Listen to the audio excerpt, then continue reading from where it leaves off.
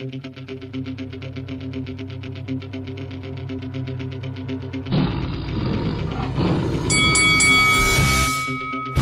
this is Carl the Cobra Frutch, and you're watching Lights Out. This is Faisal Khan for Lights Out, proudly sponsored by Spartans Law.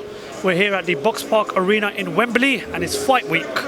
And featuring on Saturday night's card at the SSE Arena in Wembley will be Germain Brown as he defends his English middleweight championship against Zak Chelii'S. First of all, Germain, how are you doing? I'm doing great, thank you very much. Camp's been going well. It's finally here now, so it's last week. Got to do away tomorrow and then we fight Saturday. Did you just have a look at my notes? Because that was going to be my first question to you. How's training camp gone? No. Just, I've been doing so many interviews. I know what you're going to ask now. Get used to it. Fair enough. Do you never get tired of doing interviews, be honest? No, it is. I used to hate it, but you got to be done, innit? You have to do it. So it is what it is. Fair enough. Well, listen, massive respect to you for giving your time out to the media. Really appreciate it. You defend your English title on Saturday night against Zak Chelii'S. A very good British domestic scrap we're hoping to see.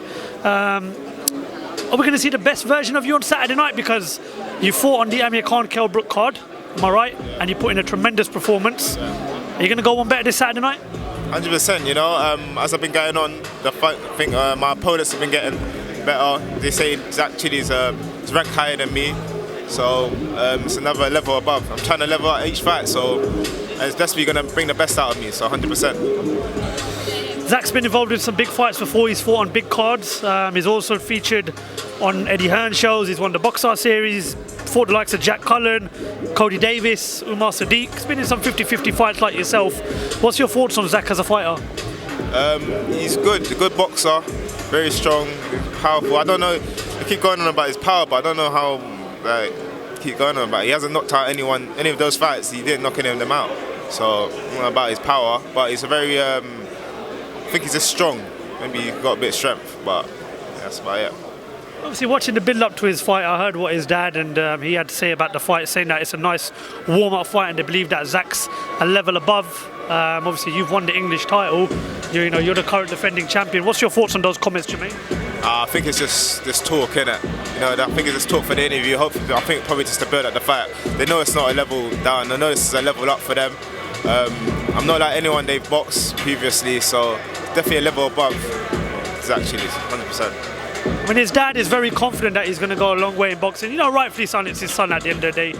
You know, fathers want all fathers want what's best for their children, of course. But do you think his dad's got too much confidence in him?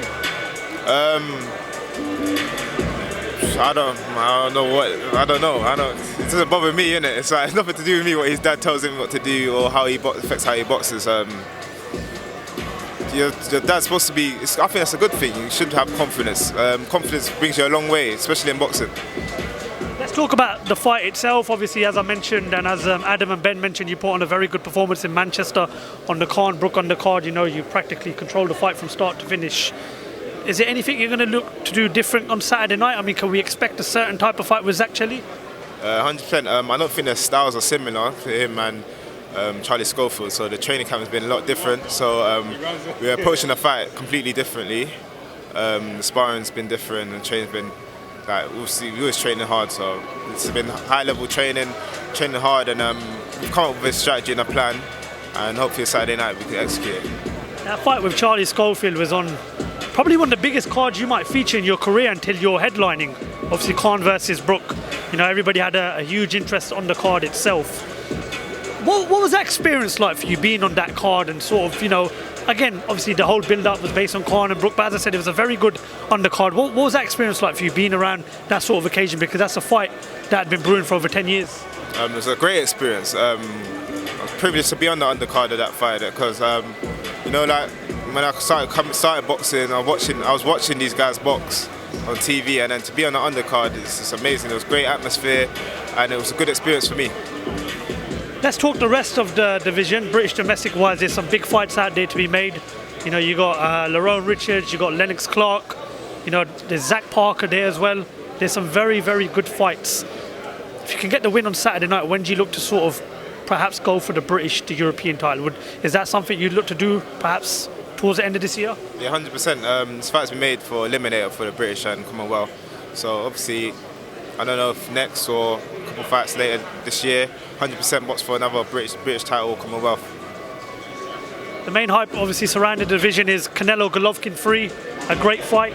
You know, Golovkin coming off against a stoppage win against Raya or Murata, but Canelo coming off a defeat against Dimitri Bivol. Could that mentally sort of give Golovkin a bigger edge going into the third fight with Canelo? Could do, 100%. But they're not like, Bivol's a light heavyweight. He's a super middleweight, so you can go with the confidence that he's come off a loss. I don't think it was the best performance from Canelo as well, but it wasn't. I think Triple G's performance his last fight wasn't his best either. So I think they just got to go. He's got to go in it and just remember, just look from his the previous fights and see where he went wrong, and then make the changes and adjust, and then bring it into this fight. You look back at those two fights, Golovkin practically hit Canelo with everything he had in it. It never looked like it fazed him. 4 years down the line, we're getting the third fight. What can Golovkin actually do to beat Canelo? What does he have to do?